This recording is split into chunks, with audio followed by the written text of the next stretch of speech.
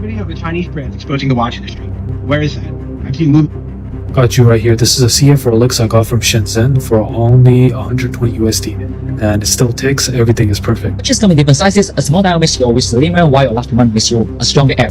First of all, you need to determine your budget range. The Rolex data dress is the best choice for cost effective.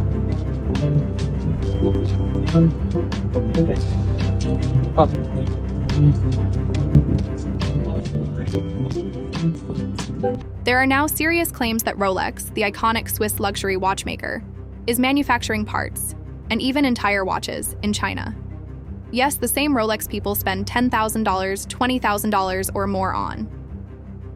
In this video, I'm showing you real footage. From inside factories, insiders speaking out, a watch expert who says he was fired for telling the truth, and a veteran dealer revealing how you can buy a Rolex clone, because it's allegedly the same product. Let's get into it. 做成了基本里边是哪个程序？这装上哪个程序要标的？哦，表格直接从你这个执行咯。For decades, Rolex stood for Swiss craftsmanship, tradition passed down through generations. The brand sold millions of watches and built a global empire on that image. But now it's beginning to crack. Footage from inside factories in China shows what appears to be Rolex production happening far from Switzerland. Rows of watches, parts being assembled in bulk, caught on camera by workers. The truth? Swiss-made doesn't mean what most people think. While the label is on the dial, many key components, cases, dials, 打包之后好漂亮哦。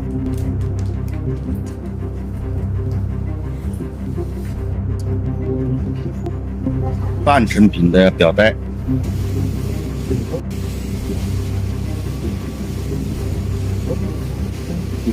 磨了之后它就不会擦手了。even movements, are being mass-produced in places like Shenzhen. Those parts are then shipped to Switzerland, assembled and stamped Swiss-made. That $20,000 Rolex? It may have come from the same room as a $200 replica. The difference isn't craftsmanship, it's branding. It's estimated that over 90% of the world's watch production, luxury or watches really made in China.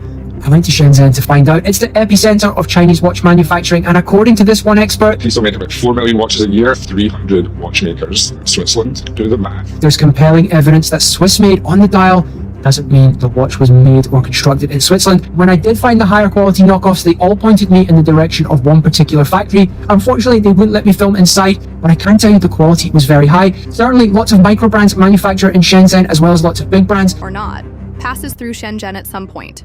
The big brands know it. They've depended on it for decades. They just don't talk about it. For years, these factories operated in secrecy, with no media access and confidential contracts. But now that wall is breaking. Workers are filming inside the very factories that have supplied parts to major luxury brands. The footage is clear. Rows of recognizable high-end watch designs being assembled, revealing a side of the industry few were ever meant to see. In several leaked factory walkthroughs, As soon as you see this video, please don't spend a lot of money on a watch. I am a watch factory from China. Because I can no longer bear that you spend tens of thousands or even hundreds of thousands of dollars to buy watches, I take the risk of offending all brands to tell you one thing. In fact, watches do not need to be that expensive. I can let you get a big brand watch with 1% of the original price. Workers speak openly about the massive scale of production. Some claim thousands of units are shipped every week. Many of these watches go out under private label deals, white label contracts, or are sent directly to brand-approved facilities overseas. In some cases, brands even fly in inspectors from Switzerland to approve batches on site. Once signed off, the watches are boxed, labeled, and the official paper trail leads back to Switzerland, keeping the Swiss-made label intact. But it's no longer just factory footage or anonymous leaks. Industry insiders are now stepping forward. One of the most revealing accounts comes from a former Swiss watchmaker known as the Watch Regulator. He worked inside the Swatch Group, one of the big Fired from Swatch Group today for talking about their products on TikTok. Before we get into the reasons why I was fired, just for the people that don't know, Swatch Group is a large Swiss watch group that comprises brands like Omega, Longines, Tissot, Breguet, Blancpain, Rado, Hamilton, and of course Swatch. One of the reasons that I got fired was for this video where I talk about how Swiss watch brands say they service your watch, but actually just swap out the movement for a new one. And that was classified as a breach of company confidentiality. Oh, and also, how could I forget when I talked about how Omega parts for watches weren't made in Switzerland, but were instead made in China. That's probably it. Biggest players in the business with brands like Omega, Tissot, Breguet, Blancpain, and more. He confirmed that major components, cases, dials, hands, even diamond-studded elements, are often sourced from Asian suppliers. While working on a high-end gold watch, he discovered that nearly every part was made in Asia. The only Rolex watches made in China. So what I know to be true, and having seen with my own beady little eyes while working at Swatch Group, is that they have bracelets, dials, cases, hands, movement components all made in China. I've seen the packaging for them, I've seen the country of origin stamped on them, I know that to be true. Rolex mass-produced watches are the best mass-produced watches you can get. They make, 1.2 to 1.5 million watches a year. They're not made by hand. They're made on a production line. They do machine pretty much everything. There's no hand finishing. It doesn't take a year to make a watch. They're the best mass-produced watch. They're the Toyota Corolla of watches. exception, a basic quartz movement worth maybe $5. So much for the luxury promise. He also breaks down the Swiss-made label and how it doesn't mean what most people think. Under Swiss law, a watch can be labeled Swiss-made if 60% of its production cost occurs in Switzerland. But that includes things like design, administration, even marketing, not just manufacturing or craftsmanship. In reality, a watch can be 80% built in China, then flown to Geneva where someone attaches the backplate, and just like that, it's legally Swiss-made. And this isn't just speculation, he's showing receipts. He claims this practice has been happening since at least the 1970s. Then, a veteran watch dealer with over 15 years in the business drops a bombshell.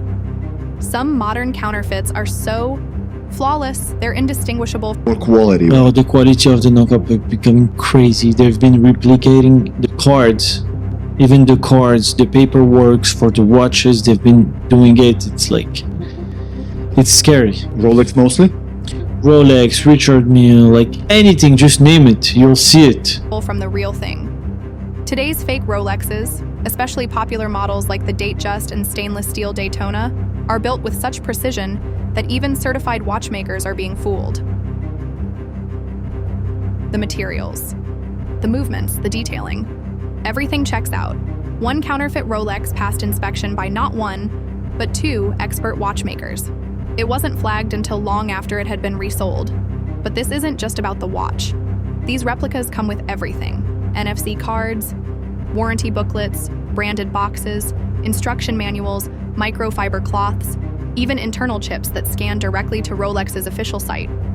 Every part of the experience has been cloned, perfectly. And the reason these copies are so accurate? It's because the people making them are often the same ones producing parts for the real thing. Same factories, same machines, same workers. When a legitimate production run ends, the machines don't stop. Another run begins. Same specs, no. Logo. One batch gets a Rolex stamp and a flight to Geneva. The other hits the replica market.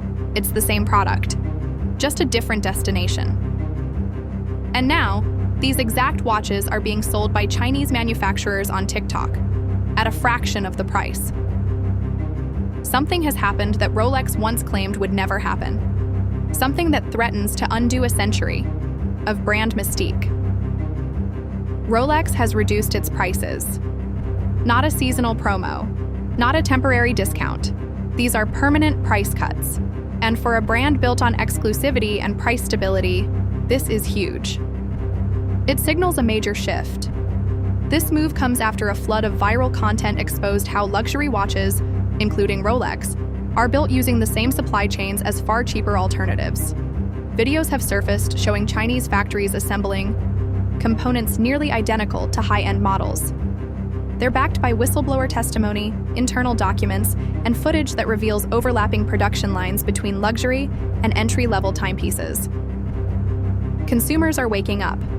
They've seen the same hands, machines, and tooling being used to make both $200 knockoffs and $20,000 watches. And once that curtain's pulled back, it becomes harder to justify luxury price tags. Collectors are starting to pull back. Many are offloading their pieces before the resale value drops further. Resellers are feeling the shift too. Gray market prices are cooling. Inventory is backing up. Watches that used to sell within hours are now sitting for weeks. Rolex's price correction is a defensive move, an attempt to control the narrative before the secondary market does it for them. They know they can't afford a total collapse in resale value. Lowering prices at the source helps re-anchor value before perception tanks even further. Why? Because if the public sees Rolex as mass-produced, but the brand keeps charging exclusivity prices, it starts to feel like a scam, not a symbol of prestige. Lowering prices gives Rolex a bit of control, a chance to reposition without losing all credibility. For years, luxury brands thrived on one simple truth.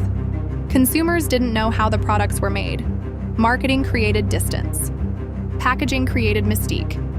Swiss-made created comfort. But now, the internet closed that gap, instantly. Today, anyone can see what used to be protected by NDAs and trade secrets. Shared supply chains. Identical components. Chinese involvement. It's all out in the open, and that exposure has destabilized the entire luxury watch industry. Brands that built reputations on heritage, hand assembly, and Swiss precision are now tied to practices that resemble high-end mass production. When the same people, tools, and factories produce both replicas and authentic pieces, the illusion of exclusivity disappears. Collectors are the first to react. Many no longer view their watches as investments. Some see them as liabilities. Dealers are watching margins shrink. Prices are dropping. Inventory is piling up. And this isn't just a Rolex problem. The same factories in Shenzhen supply components or even finished watches for multiple luxury brands. Many of those brands have now gone silent, delaying product launches, scaling back marketing, avoiding the conversation. But silence doesn't restore trust. Not when factory footage, supplier documents, and first-hand testimony are spreading daily. The damage is already done. The market won't return to the way it was. That era is over. What comes next is something entirely different. The brands that adapt, who drop the secrecy and lean into transparency and quality, might survive. Some may even thrive. But those still hiding behind slogans and symbolism, they're on borrowed time. If you own a Rolex today, the name still carries weight. It still sparks recognition. But this might be the last generation where that's true. Because once a luxury product is revealed to be mass-produced, the meaning behind the brand doesn't fade, it vanishes. Thanks for watching. If you found this interesting, hit like, subscribe, and drop a comment. I'd love to hear what you think. Appreciate you being here.